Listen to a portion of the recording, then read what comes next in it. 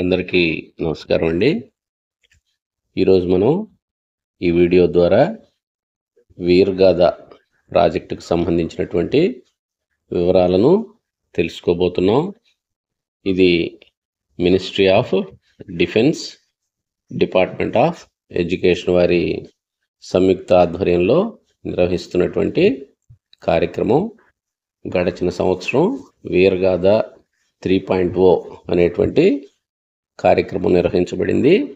దానికి కొనసాగింపుగా 2024-25 విద్యా సంవత్సరంలో వీర్గాథ ప్రాజెక్ట్ 4.0ను ప్రారంభించడం జరుగుతుంది. దీనికి సంబంధించినటువంటి వివరాలను మనం ఇప్పుడు పరిశీలించబోతున్నాం. ఈ కార్యక్రమం ద్వారా వివిధ రకాలైనటువంటి పోటీలలో విద్యార్థులు పాల్గొనవచ్చు. ఈ పోటీలు 17/9/2024 నుంచి 30/10/2024 వరకు నిర్వహించడం జరుగుతుంది. ఆ సమయంలో సంబంధిత విభాగానికి సంబంధించిన తరగతి వారీగా కాంపిటీషన్కి సంబంధించినటువంటి విజేతల వివరాలను ఆన్లైన్లో సబ్మిట్ చేయటం వీలవుతుంది. ఈ వెబ్ పేజీకి సంబంధించినటువంటి లింక్ను డిస్క్రిప్షన్ బాక్స్లో ఇవ్వటం జరుగుతుంది, గమనించగలరు. దీనికి సంబంధించి అనేక అంశాలు ఇక్కడ పొందుపరచబడ్డాయి. Introduction, topics, project time line, అలాగే evaluation of entries, rewards and recognitions, websites for references, submit your entry అనేటువంటి వివిధ సబ్ కేటగిరీలు కూడా ఇక్కడ ఇవ్వబడ్డాయి. మనం ఇప్పుడు ఇంట్రడక్షన్ చూస్తున్నాం. గ్యాలంటరీ అవార్డ్స్ పోర్టల్ అనేటువంటి దాన్ని ప్రాజెక్టు వీరగాథకి సంబంధించినటువంటిది మొదలు పెట్టడం జరిగింది. దాని ద్వారా భారతదేశ పరిరక్షణలో నిమగ్నమైనటువంటి సాహసోపేతమైనటువంటి చర్యల ద్వారా భారతావనిని నిత్యం కాపాడేటువంటి ధైర్య సాహసాలు కలిగినటువంటి సైనికుల యొక్క వీరగాథలను తెలియచేయటము, తద్వారా విద్యార్థుల్లో ప్యాట్రియాటిజం, దేశభక్తిని పెంపొందించటం ఈ వీరగాథ యొక్క ముఖ్య లక్షణాలు. దీని ద్వారా విద్యార్థులు వివిధ విభాగాలలో పోటీలలో పాల్గొనాల్సి ఉంటుంది. ఆ పాల్గొనేటువంటి పోటీలు కానివ్వండి, ప్రాజెక్ట్స్ కానివ్వండి, యాక్టివిటీస్ కానివ్వండి, అవన్నీ గ్యాలంటరీ అవార్డ్స్ విన్నర్కి సంబంధించిన అంశాల మీదనే ఆధారపడి ఉంటాయి.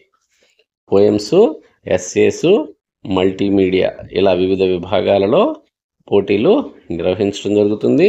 పాఠశాల స్థాయిలోనూ, అలాగే మండల స్థాయి, జిల్లా స్థాయిలో నిర్వహించడం జరుగుతుంది. మినిస్ట్రీ ఆఫ్ డిఫెన్స్ మరియు మినిస్ట్రీ ఆఫ్ ఎడ్యుకేషన్ల సమన్వయంతో ఈ కార్యక్రమం ప్రారంభమవుతున్న విషయము ఈ పోర్టల్ మనకి తెలియచేయబడుతుంది. అలాగే విర్చువల్ పద్ధతిలోనూ నేరుగాను వివిధ పోటీలు నిర్వహించబడతాయి. అలాగే పాఠశాలలో ఉన్నటువంటి విద్యార్థులతో ముఖాముఖి వేదికలు కూడా ఉండటం మనం గమనించవచ్చు. దీనికి సంబంధించి రాష్ట్ర సమగ్ర శిక్ష కార్యాలయం వారిచే ఉత్తర్వులు వెలువడి ఉన్నాయి. దీనికి సంబంధించి జిల్లా స్థాయిలో నోడల్ అధికారులుగా జిల్లా సమగ్ర శిక్ష కార్యాలయంలో పనిచేస్తున్నటువంటి అకాడమిక్ మానిటరింగ్ ఆఫీసర్స్ను నియమించడం జరిగింది. దానికి సంబంధించినటువంటి వివరాలు కూడా ఇప్పటికే అందజేసి ఉన్నారు. మరి ఈ వీరగాథ 4.0 ప్రాజెక్టులో భాగంగా poem, paragraph, essay, painting, drawing, multimedia presentation అనేటువంటి దాన్ని నిర్వహించాల్సినటువంటి అవసరం ఉంది. ఇక్కడ మీరు గమనించండి, టాపిక్స్ అండ్ కేటగిరీస్ ఇవి 4 విభాగాలుగా విభజింపబడ్డాయి. గమనించండి, 3rd క్లాస్ నుంచి 5th క్లాస్ వరకు ఒక category, 6th to 8th class ఒక category, 9th to 10th class ఒక category, 11th to 12th class వివిధ కేటగిరీలుగా విభజించి ఉన్నారు. ఈ వెబ్సైట్ మనం పరిశీలించినట్లయితే వేరు యాక్టివిటీస్ను ఒక్కొక్క కేటగిరీ వారికి ఇవ్వటం జరిగింది. పోయము లేదా పారాగ్రాఫ్ 150 వర్డ్స్, అలాగే పెయింటింగ్, డ్రాయింగ్ 4 అంశాలలో ఫస్ట్ కేటగిరీ వారికి కృత్యాలు నిర్వహించబడతాయి. సజెస్టివ్ టాపిక్స్, ఇక్కడ గ్యాలంటరీ అవార్డు విన్నర్కి సంబంధించినటువంటి టాపిక్స్ కూడా ఇచ్చున్నారు. మరిన్ని వివరాలకు ఈ వెబ్సైట్ మనం ఒకసారి పరిశీలించినట్లయితే పూర్తి స్థాయిలో అవగాహన కలిగేదానికి వీలవుతుంది. దీనికి సంబంధించినటువంటి డిస్క్రిప్షన్ లింకు ఇవ్వటం జరుగుతుంది. కేటగిరీలు పెరిగే కొద్దీ ఎస్ఏ రైటింగ్ సంబంధించినటువంటి పదాల సంఖ్య పెంచబడుతుంది, గమనించండి. ఈ విషయాన్ని విద్యార్థులకు మనం తెలియచేయాల్సినటువంటి అవసరం ఉంది. ప్రాజెక్టుకు సంబంధించినటువంటి టైం లైన్ కూడా ఇక్కడ ఇచ్చేస్తున్నారు.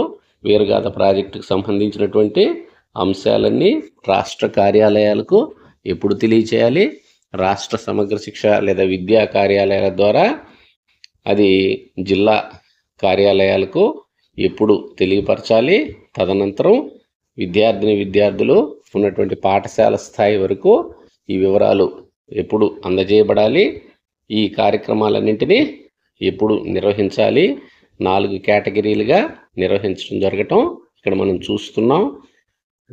మొత్తము ప్రతి పాఠశాల నుండి స్కూల్ లెవెల్లో ఒక బెస్ట్ ఎంట్రీని కేటగిరీకి ఎంపిక చేయాల్సి ఉంటుంది. ఆ విధంగా మొత్తం ప్రతి పాఠశాల ప్రతి కేటగిరీ నుంచి 4 ఎంట్రీలు మాత్రమే mygov.in పోర్టల్లో అప్లోడ్ చేయాల్సినటువంటి అవసరం ఉంది. అదేవిధంగా తరగతులు 8 లేదా 5 తరగతులు ఉన్నట్లయితే వారు 4 ఎంట్రీలు మాత్రమే బెస్ట్ ఎంట్రీస్ని పంపించాల్సినటువంటి అవసరం ఉంది. ఏ కేటగిరీల వారు ఎన్ని ఎంట్రీలను పంపించవచ్చో కూడా ఇక్కడ వెబ్సైట్లో ఉంది. ఇక్కడ డిస్టిక్ లెవెల్లో మళ్ళా ఎవాల్యుయేషను జరుగుతుంది. డిస్టిక్ స్థాయిలో ఉండేటువంటి నోడల్ ఆఫీసర్సు, రాష్ట్ర స్థాయిలో ఉండేటువంటి నోడల్ ఆఫీసర్స్కు వివరాలను ఆన్లైన్లో సబ్మిట్ చేయటం జరుగుతుంది. జిల్లా స్థాయిలో ఎంట్రీస్ను ఎవాల్యుయేషన్ కూడా చేస్తారు. అనంతరం రాష్ట్ర స్థాయిలో ఎవాల్యుయేట్ చేసి రిజల్ట్స్ను కూడా 30th డిసెంబర్కి ఖచ్చితంగా అందజేయబడదు. ఈ ఎవాల్యుయేషన్ ఆఫ్ ఎంట్రీస్ అనేవి 3 దశల్లో జరుగుతాయి, గమనించండి. డిస్ట్రిక్ట్ లెవెల్, స్టేట్ లెవెల్ మరియు నేషనల్ లెవెల్, ఇలా 3 రకాలైనటువంటి దశలలో జరగటం మనం గమనించవచ్చు. వెబ్సైట్ని మనం ఒకసారి పరిశీలించినట్లయితే అన్ని వివరాలు ఇక్కడ పొందుపరచబడి ఉంటాయి. రివార్డ్స్ లేదా రికగ్నిషన్స్ అనేవి నేషనల్ లెవెల్లో 100 మందిని ఎంపిక చేస్తారు. వీరిని సూపర్ 100 అని చెప్పేసి పిలుస్తారు. ప్రతి కేటగిరీ తరగతి అంశాలని ఆధారంగా చేసుకుని 4 కేటగిరీలను ఎంపిక చేశారు. ఒక్కొక్క కేటగిరీకి 25 మంది విన్నర్స్ను, 4 కేటగిరీలు కలిపి 100 మంది విన్నర్స్ను ఎంపిక చేయబడతారు. రాష్ట్ర స్థాయిలో 8 మంది ఎంపిక చేయబడతారు, ఒక్కొక్క కేటగిరీ నుంచి 2 చొప్పున. అలాగే జిల్లా స్థాయి నుంచి 4 విన్నర్స్ను ఎంపిక చేయబడతారు, ఒక్కొక్క కేటగిరీ నుంచి ఒక్కొక్క స్టూడెంట్స్ని. వారికి సంబంధించినటువంటి ఫెలిసిటేషను కూడా చక్కగా నిర్వహించబడుతుంది. ఆ కార్యక్రమానికి సంబంధించినటువంటి ముఖ్యులు ఎవరైతే ఉంటారో వారి చేతుల మీదుగా స్టేట్ లెవెల్లోనూ డిస్ట్రిక్ట్ లెవెల్లోనూ విన్నర్స్కి అవార్డులు అందజేయబడతాయి. ఇక్కడ కొన్ని వెబ్సైట్స్ ఇచ్చారు. ఆ వెబ్సైట్స్ను మనం బ్రౌజ్ చేసినట్లయితే గ్యాలంటరీ అవార్డు విన్నర్స్కి సంబంధించినటువంటి సమాచారము మరియు బ్రేవ్ హార్ట్స్ ధైర్య సాహసోపేతమైనటువంటి చర్యలు చేసినటువంటి సైనికులకు సంబంధించినటువంటి వివరాలు ఇక్కడ లభిస్తాయి. అలాగే ఎన్సీఆర్టీ విడుదల చేసినటువంటి పాఠ్య పుస్తకాలు కానివ్వండి, ప్రత్యేకమైనటువంటి పుస్తకాల ద్వారా మనం పరమవీర్ చక్ర అవార్డ్స్కి సంబంధించినటువంటి లింక్ కూడా ఇక్కడ ఇచ్చారు. ప్రతి కేటగిరీలోనూ ఎవాల్యుయేషన్ అనేటువంటిది ఎలా జరుగుతుంది, ఏరియా ఆఫ్ అసెస్మెంట్ అనేటువంటి దాన్ని ఇవ్వటం జరిగింది. మొదటిది ఒరిజినాలిటీ ఆఫ్ ద ఎక్స్ప్రెషన్, రెండవది ప్రజెంటేషన్, మూడవది సపోర్టు, నాలుగవది రిలవెన్స్ టు ద టాపిక్. ప్రతి సబ్ టాపిక్కు 4 మార్కులు కేటాయించబడ్డాయి. 4 మార్కులు అత్యధికంగా ఇవ్వబడతాయి. తక్కువ నాణ్యతతో రాసినటువంటి వాటికి 1 మార్కు మాత్రమే కేటాయించడం జరుగుతుంది. 4 అసెస్మెంట్లకు 4x4 మొత్తం 16 మార్కులు హైయెస్ట్ స్కోర్ సాధించేదానికి వీలవుతుంది.